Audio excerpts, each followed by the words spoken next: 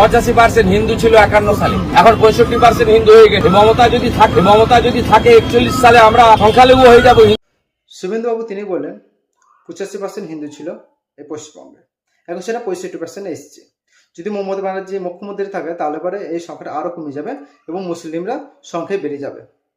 তো কে সরকার আসলো বা গেল তার উপরে সংখ্যা বাড়া কমা করছেন শুভেন্দুবাবু।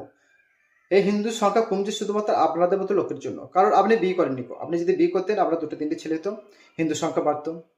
মমতা ব্যানার্জি হিন্দু, তিনি বিয়ে করেননি, তিনি যদি বিয়ে করতো 2-3টে ছেলে বাড়তো। দিলীপ ঘোষ তিনি বিয়ে করেননি, তিনি বিয়ে করলে 2-3টে ছেলে বাড়তো, কিন্তু তিনি বুঝতে পেরেছেন, সেই জন্য রিসেন্ট তিনি বিয়ে করেছেন। সেই জন্য আপনাকে বোঝাতে দিচ্ছি শুভেন্দুবাবু যে আপনি খুবই শীঘ্র বিয়ে করে ফেলুন এবং বাচ্চা নেন।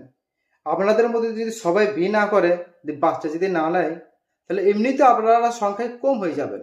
আর মুসলিমরা তো সবাই বিয়ে করে এবং তাদের সবারই বাচ্চা হবে, তারা মুসলিমরা বেশি হয়ে যাবে। সেই জন্য কোনো সরকারের ওপর জোর করে চাপিয়ে দেন না, নিজে বিয়ে করুন, 2-3টে করে বাচ্চা নেন, তাহলে পরে আপনারা সারা জীবন সংখ্যায় মুসলিমদের থেকে বেশি থাকবেন।